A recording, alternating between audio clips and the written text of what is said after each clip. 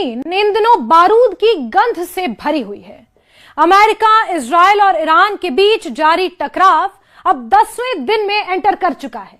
जंग की आग हर गुजरते दिन के साथ धधकती जा रही है, भड़कती जा रही है। अब तक इस संघर्ष में 1700 से ज्यादा लोगों की मौतें हो चुकी हैं, जबकि हजारों लोग जख्मी बताए जा रहे हैं। ईरान और इजराइल एक दूसरे के सैन्य ठिकानों के साथ साथ सिविलियन इलाकों को भी निशाना बना रहे हैं, जिससे आम लोगों की जिंदगी सबसे ज्यादा प्रभावित हो रही है।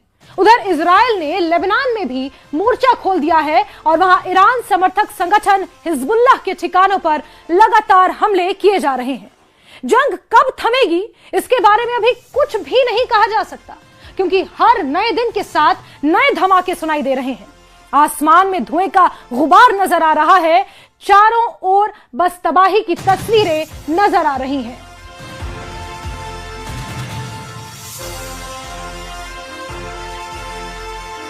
तो ये युद्ध और ज्यादा आक्रामक होता जा रहा है। साथ साथ मौत का आंकड़ा, उस पर भी आप नजर दौड़ाते जाइए।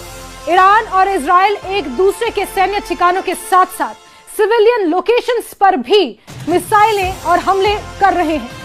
हर तरफ से अगर मिडिल ईस्ट की बात की जाए तो यहां पर स्थिति बहुत ज्यादा तनावपूर्ण अभी बनी हुई है। ये युद्ध कब थमेगा, इसका कुछ नहीं पता। इजराइल ने लेबनान में भी मोर्चा खोल दिया है। ईरान समर्थक संगठन हिजबुल्लाह के ठिकानों पर हमले हो रहे हैं। ये जंग कब तक थमेगी, इसके बारे में अभी कुछ भी नहीं कहा जा सकता है, क्योंकि हर नए दिन के साथ नए धमाके सुनाई दे रहे हैं, नई चेतावनियां सुनाई दे रही हैं, नई धमकियां सुनाई दे रही हैं। आसमान में हर दिन धुएं का गुबार नजर आ रहा है, चारों ओर तबाही की तस्वीरें, तबाही का मंजर नजर आ रहा है। मौतों का सिलसिला लगातार जारी है। ये महायुद्ध छिड़ चुका है, जिसे कुछ विशेषज्ञ वर्ल्ड वॉर 3 भी करार दे रहे हैं। ऐसे में लगातार धमकियों का सिलसिला, खुली चेतावनियों का सिलसिला भी लगातार जारी है। ईरान ने जहां अपने नए सुप्रीम लीडर के नाम की घोषणा कर दी है, तो वहीं पोटस की तरफ से भी ये कहा जा चुका है कि उनकी परमिशन के बिना ज्यादा दिन तक नहीं टिक पाएगा। और ऐसे में पूरा मिडिल ईस्ट युद्ध की आग में जल रहा है, धधक रहा है। मौतों का आंकड़ा लगातार बढ़ता जा रहा है। लेबनान में 120 मौतें अभी तक हो चुकी हैं, कुवैत में 8 मौतें। तेल की कीमतें लगातार बढ़ती जा रही हैं, क्रूड ऑयल की कीमतें लगातार बढ़ती जा रही हैं। स्ट्रेट ऑफ हॉर्मुज पर खतरा लगातार मंडरा रहा है। यही कारण है कि बहुत सारे देश जो तेल का निर्यात करते हैं, तेल का आयात करते हैं, उन्होंने अपने इस ट्रांसपोर्टेशन पर एक तरह से कर्टेलमेंट लगा दी है, यानी कि धीरे धीरे अपने इस आयात निर्यात को उन्होंने कंट्रोल करने की कोशिश की है।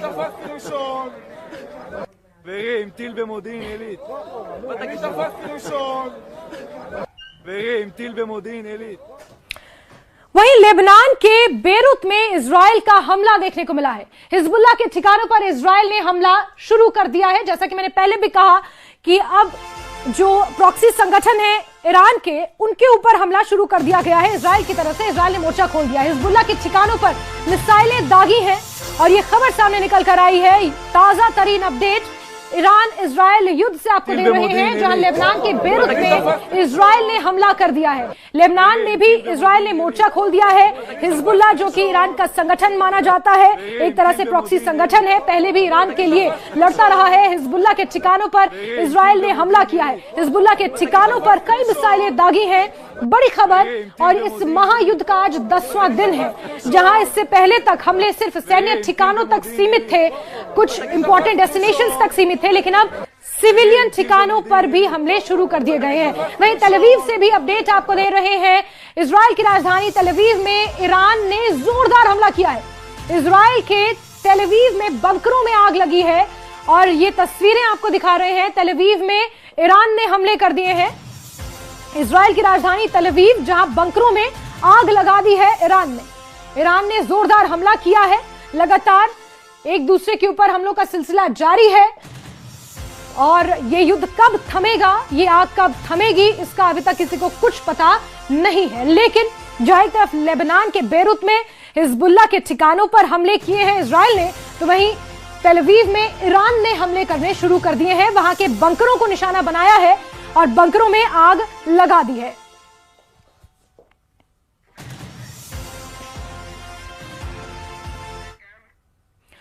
इजराइल के वॉर जोन से इकलौते भारतीय चैनल न्यूज 18 की सबसे सटीक रिपोर्टिंग लगातार जारी है।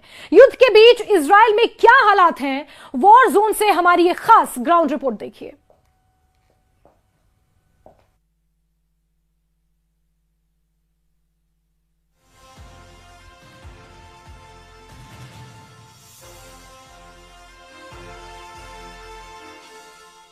ईरान के बैलिस्टिक मिसाइल्स ने भयानक तबाही मचाई है। आप देख सकते हैं कि इर्द गिर्द यहाँ पर क्या हाल हुआ है, हर तरफ से यहाँ पे तबाही हुई है।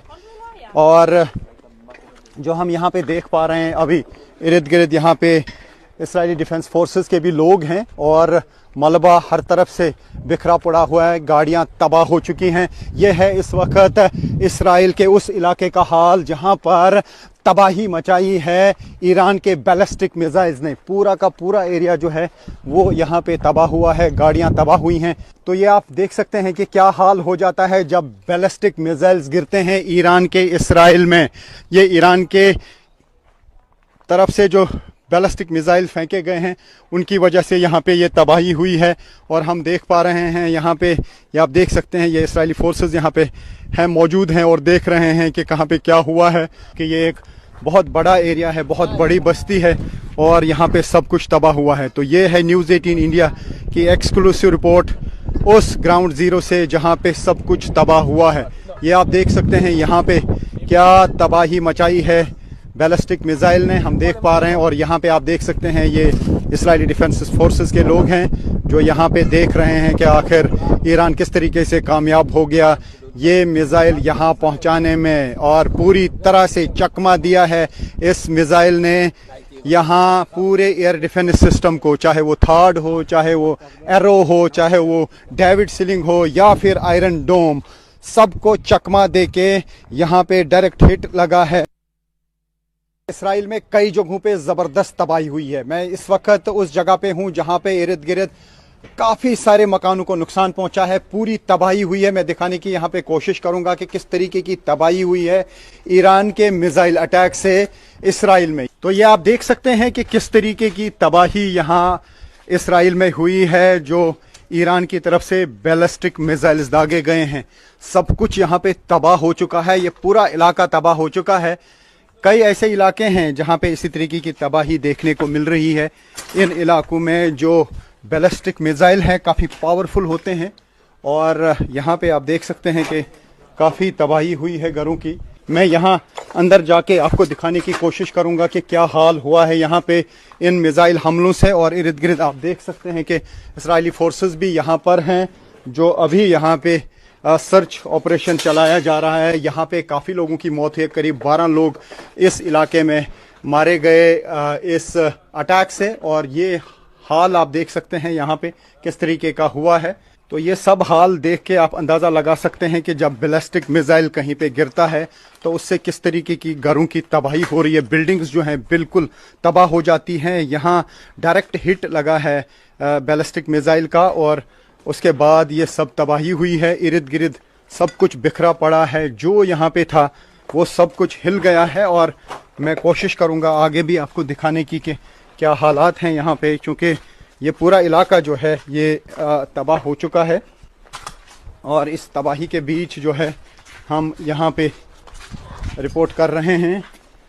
ये वो इलाका है जहाँ पे गिरा है ईरान का बैलिस्टिक मिसाइल और यहाँ पे सब कुछ तबाह हो चुका है। इस तरीके के काफ़ी इलाके हैं इसराइल में जहां ये हाल हुआ है।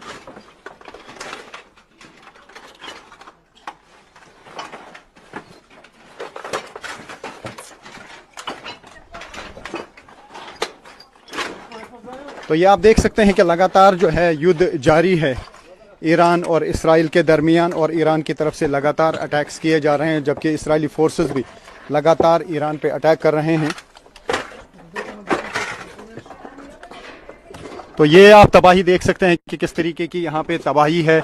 और यहाँ पे आप देख सकते हैं कि इस्राइल डिफेंस फोर्सेस के लोग भी हैं जो यहाँ पे इस वक्त इर्द गिर्द घूम रहे हैं। हम इस वक्त उस जगह पर हैं जहाँ पर बैलिस्टिक मिसाइल ने तबाही की है। ईरान की तरफ से बैलिस्टिक मिसाइल दागा गया है। ईरान की तरफ से लगातार हमले किए जा रहे हैं और इस्राएली फोर्सेस और यूएस फोर्सेस भी लगातार जो है अटैक्स कर रहे हैं ईरान पर।